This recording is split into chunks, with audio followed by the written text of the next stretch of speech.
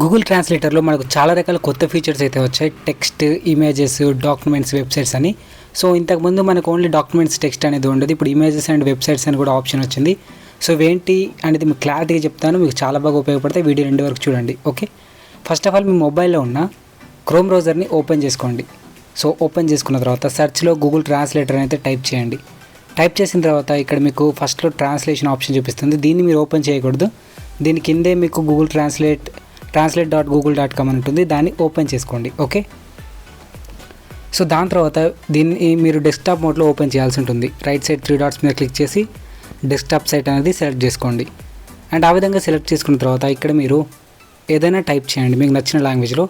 అది వేరే లాంగ్వేజ్లోకి కన్వర్ట్ అయ్యి చూపిస్తుంది. ఓకే, సో ఇది మీ అందరికీ తెలిసిందే. ఇప్పుడు నేను ఆల్రెడీ అందరూ అని రాశాను. ఇక్కడ ఎవ్రీవన్ అని అయితే ఇది ట్రాన్స్లేట్ అయితే చేసింది. ఓకే, సో ఇది అందరికీ తెలిసిన కామన్ థింగ్. అండ్ ఇక్కడ మీకు కొత్తగా వచ్చిన ఫీచర్ ఏంటి, ఇమేజెస్.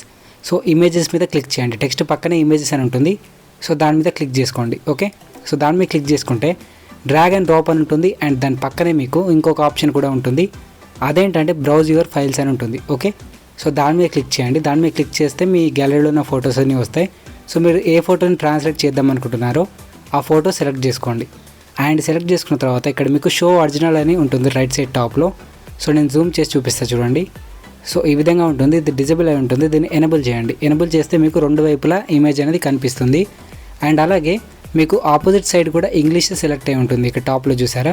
సో అక్కడ మీరు లాంగ్వేజ్ అయితే చేంజ్ చేయాలి రైట్ సైడ్ టాప్లో. ఓకే, సో అక్కడ లాంగ్వేజ్ చేంజ్ చేయాలి అంటే నేను మీకు జూమ్ చేసి చూపిస్తాను.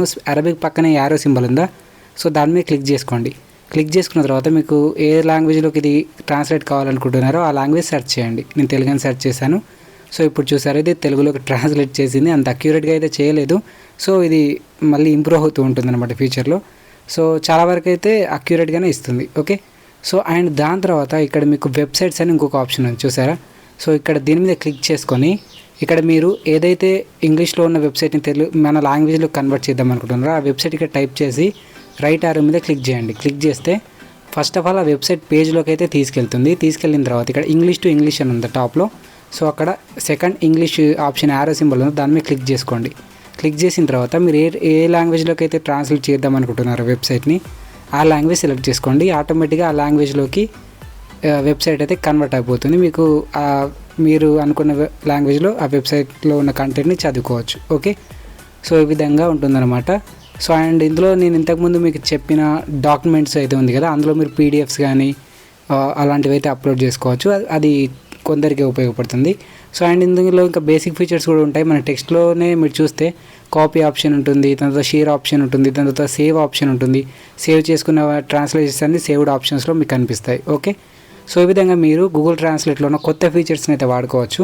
ఐ హోప్ ఈ వీడియో మీకు నచ్చింది అనుకుంటున్నాను. వీడియో నచ్చితే వీడియోని లైక్ చేసి షేర్ చేసి మన ఛానల్ని సబ్స్క్రైబ్ చేసుకుని బెల్ ఐకాన్ని యాక్టివేట్ చేసుకోండి. Thanks for watching.